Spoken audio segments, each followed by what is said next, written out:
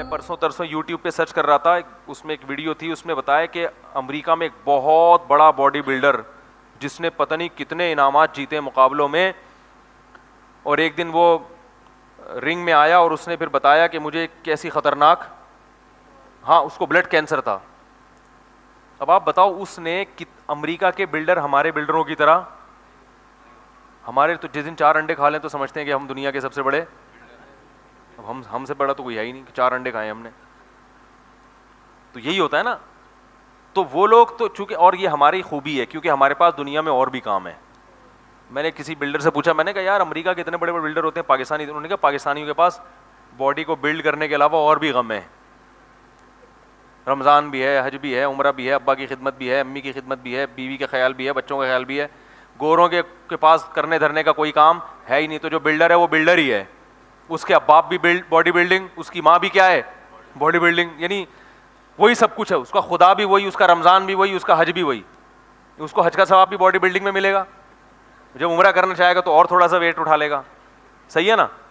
تو وہ کہہ رہے ہیں وہ 24 گھنٹے ان لوگوں کا کام یہی ہوتا ہے کہ جب کوئی ہدف ہی نہیں ہے نا سامنے, تو ہدف یہ کہ میں نے اپنی باڈی کو بلڈ کر کے دنیا کا چیمپئن بننا ہے.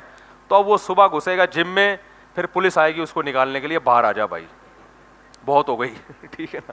پھر جب وہ سوتے ہیں, کیونکہ باڈی بلڈر کو سونا زیادہ پڑتا ہے, تو گھوڑے بیچ کے سوتے ہیں, فجر ظہر عصر مغرب عشاء کا کوئی پرواہ نہیں. ان کو ڈاکٹر نے بتایا تو اتنی دیر تم نے ایکسرسائز کی ہے تو اب اتنی دیر سو جاتا ہے. ہم سوئیں گے, ابا آگے ایک لات مار کے اٹھائیں گے, اٹھ بے تجھے میں نے انڈے لینے بھیجا تھا, کیا کر رہا ہے تو, کیا خیال ہے بھائی, تو اب جنت بھی ہے نا, اب جہنم بھی ہے. تو ہم اٹھیں گے, ابا کیا مسئلہ ہے. انگریزوں کے ابا کی ٹینشن انہوں نے پالی بھی نہیں ہے, ٹھیک ہے نا. تو وہ کہہ رہے ہیں یہ ٹینشن میں, تو وہ سوتے ہیں. تو سوتے ہیں, جب کھانے پر آتے ہیں ڈاکٹر بتاتا ہے بھائی آپ کو اتنے پروٹین لینے ہیں یا اتنی کیلوریز لینی ہے, تو وہ گورنمنٹ سے منظور کرا لیتے ہیں, کیونکہ گورنمنٹ بھی کہتی ہے بھائی کچھ لوگ ملک کا نام اس لحاظ سے اونچا کریں, تو پھر گورنمنٹ کی طرف سے ان کے بکرے منظور ہوتے ہیں. پھر وہ گورنمنٹ ان کو وہ پھر کھا رہے ہیں, پھر بکرے کھا رہے ہیں. ہم کھائیں گے بکرے تو بچوں کو کیا کھلائیں گے بھائی. تو وہ پاکستانی بلڈر تھے, انہوں نے کہا بھائی ہمارے ساتھ مسائل ہیں, ان کے پاس دنیا میں اس کے علاوہ کوئی غم ہے ہی نہیں, لہٰذا وہ بھائی یہی.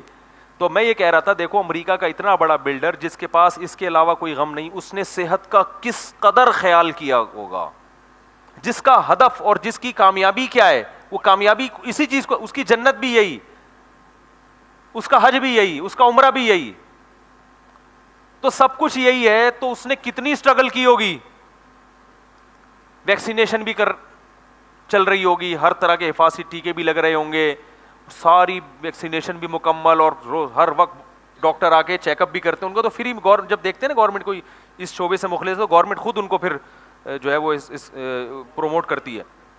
تو ساری چیزیں مل رہی ہیں, مگر وہ کتنی خطرناک بیماری, بلڈ کینسر. زیادہ رونے سے میت کو عذاب دیا جاتا ہے, بار بار قبر پر جانے سے میت اپنی طرف بلاتی ہے, ان باتوں میں سے کون سی درست ہے؟ ایک بات درست ہے, باقی ساری غلط ہیں. حدیث میں آتا ہے ان المیت لیعذب ببکاء اہلہ علیہ, عربی الفاظ ہیں کہ میت پر عذاب ہوتا ہے اس کے گھر والوں کے رونے کی وجہ سے. اب سوال پیدا ہوتا ہے, چیخو پکار کر کے رو رہے ہیں, عذاب اس بیچارے کو کیوں ہو رہا ہے, یہ تھوڑی رو رہا ہے.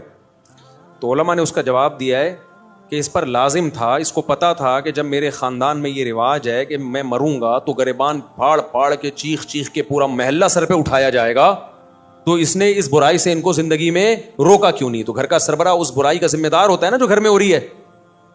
اس کو چاہیے تھا وصیت کرتا کہ ہمارے یہ, کیونکہ جن خاندانوں میں رواج ہوتا ہے وہی ایسا کرتے ہیں, جن کے یہاں رواج نہیں ہے وہ ایسا نہیں کرتے. جب اس کو پتا تھا کہ میرے مرنے کے بعد چیخو پکار رونے کے مقابلے ہوتے ہیں باقاعدہ, جو نہیں رو رہا وہ سمجھتے ہیں اس کو تو محبت ہی نہیں تھی, لہذا جس کو محبت نہیں بھی ہونا وہ بھی دکھانے کے لیے رو رہا ہوتا ہے بہت چیخ کے. تو صبر کا حکم ہے, رونے کی اجازت ہے, وہ تو محبت کا تقاضا ہے بھائی, لیکن ایسے چیخنا, عورتوں کی آوازیں گھروں سے چیخو پکار کی باہر جانا, یہ بہت بڑا گناہ ہے, اس پہ اتنی شدید وعیدیں ہیں, یہ اسلام میں جائز نہیں ہے. تو اس کو پتا تھا میرے خاندان میں یہ رواج ہے, تو نے وصیت کیوں نہیں کی, ان کو روکا کیوں نہیں کہ میرے مرنے کے بعد یہ حرکتیں نہیں ہوں گی. تو ایسی صورت میں اس کو بھی عذاب ہوگا جب کوئی روئے گا, کیونکہ اس گناہ کا ذمہ دار یہ بھی ہے. ان المیت لیعذب ببکاء اہلہ, تو اس کا مطلب یہ ہے کہ جس کو پتا تھا میرے مرنے کے بعد یہ سب کچھ ہوگا, لیکن پھر بھی اس نے منع نہیں کیا خاندان والوں کو, تو اس کو پھر تکلیف ہوتی ہے, جتنا چیخو پکار ہوتی ہے اس کو فرشتے مارتے ہیں. بولتے ہیں تیرا کیا کرائے تیری تربیت ہے. لیکن اگر وہ وصیت کر چکا تھا اور ان کو سمجھا کے جا چکا تھا تو پھر قرآن میں صاف پتہ چلتا ہے لا تزر وازرۃ وزر اخری, کوئی دوسرے کے گناہوں کا بوجھ نہیں اٹھائے گا. پھر ان کے رونے چیخنے سے اس کو کوئی گناہ نہیں ملتا. حدیث میں آتا ہے ایک صحابی کا انتقال ہوا تو دوسرے نے بہت تعریف, مرنے کے بعد ہم تعریفوں کے پول باندھ دیتے ہیں نا, روایت میں ہے یہ جو میں آگے پیش کر رہا ہوں آپ کے سامنے, بہت تعریفیں. تو نبی نے فرمایا قبر میں اس کو فرشتے مارتے تھے اور پوچھتے تھے کہ بتا کیا تو واقعی میں ایسا تھا, یعنی یقیناً تو ایسا نہیں تھا, تو کیوں جھوٹی تعریفیں کروا کے گیا لوگوں سے اپنی. بعض لوگوں کی عادت ہوتی ہے نا کہ وہ اپنی جھوٹی تعریفیں کروا کے اپنے غلط امیج دنیا کے سامنے, جو اچھا امیج ہوتا ہے لیکن وہ جھوٹا ہوتا ہے, تو امیج ایسا بنا کے, یہ لفظ امیج نہیں ہے, مجھے کسی نے بتایا امیج ہے نا, تو میں جو انگلش میں غلطی کیا کروں مجھے بتا دیا کرو میرے بھائی, میں کوئی انگریز امریکہ میں تھوڑی پیدا ہوا ہوں. تو ایسا اس کا امیج بنایا ہوا تھا کہ یعنی جو بعض لوگ ایسا اپنا تصور لوگوں کے دماغوں میں بنا کے جاتے ہیں جیسے بہت نیک, تو ایسے میں اگر مرنے کے بعد آپ کی جھوٹی تعریفیں ہو رہی ہیں نا تو اس پہ بھی چترول لگتے ہیں کہ لوگ کہہ رہے ہیں یوں تھا تو تھا, گیا تو ایسا ہے, پٹاخ ایک لگے گا بتا تو ایسا تھا.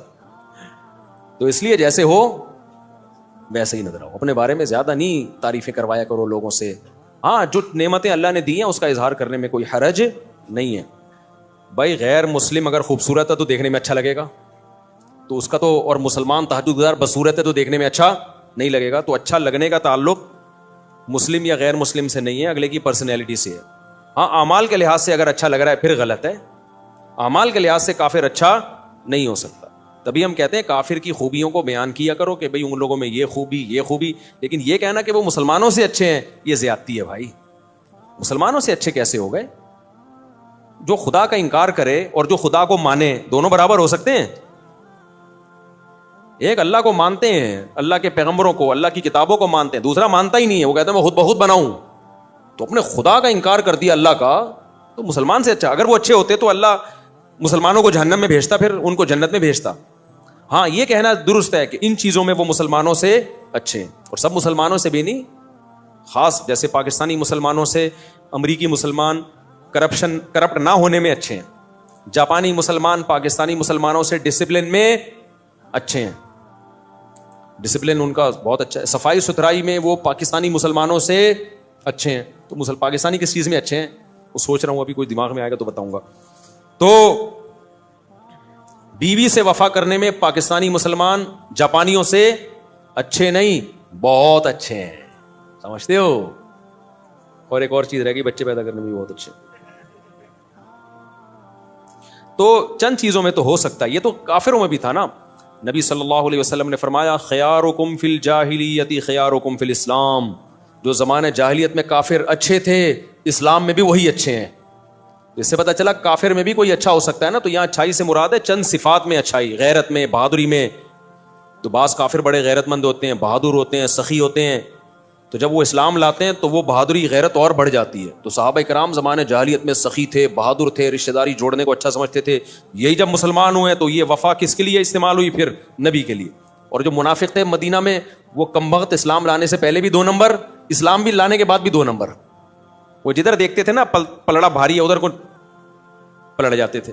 تو نبی کے جو رشتہ دار تھے قریشی ہاشمی, حضرت ابو طالب کو دیکھو, اگرچہ کفر میں موت ہوئی ہے لیکن رشتہ داری آخری دن تک نبھائی ہے نبی کے ساتھ کہ میرا بھتیجا ہے, میں اس پہ کسی کو انگلی اٹھانے نہیں دوں گا. 3 سال نبی صلی اللہ علیہ وسلم کو شعب ابی طالب میں آپ کا بائیکاٹ کر کے بند کیا گیا, پتے کھانے پڑے ہیں 3 سال, معاشی بائیکاٹ.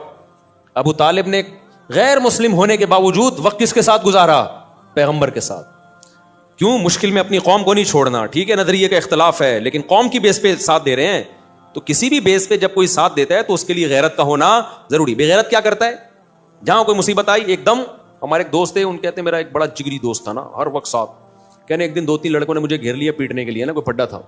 کہہ رہے میں نے کہا کوئی بات نہیں, ہم بھی 2 ہیں نا, نمٹ لیں گے, دیکھیں گے. کہہ رہے میں مار کھائے جا رہا ہوں, کوئی رپلائی کہیں سے ہو ہی نہیں رہا. کہہ رہے میں نے اپنا وہ لنگوٹی یار دیکھا تو وہ 3 کلومیٹر پہ نا بھاگا جا رہا ہے. ابے تو یہ تو اس موقع پہ نہیں بنتا یار, یا تو وہ 100 آدمی ہوتے تو یار وہ بھی 2-3 ہیں, تم 2 ہو تو کچھ تو کرو نا, کچھ تو بچاؤ تو گئی اس کو. ایک دم ایسا بھاگا. میں چھوٹا تھا تو میرے ساتھ ایک ہمارے کلاس فیلو اسکول کا لڑکا, ہم دونوں ڈبل سواری پہ آ رہے تھے. آپ کو پتہ ہے کراچی میں ڈبل سواری پہ پابندی ہی رہی ہے. اب ہم تو محلے پڑوس میں ہی نکلے, کہیں آگے ٹریفک پولیس والا نا, ہم چھوٹے بچے تھے اس وقت, ایک تو عمر بھی پوری نہیں تھی, وہ بھی انلیگل کام, تو ہم تو ایسے ہی نکلے, گلی محلے میں لوگ نکل جاتے ہیں, غلط ہے نہیں کرنا چاہیے, پولیس والا. اب جیسے ہی ٹریفک پولیس والا نا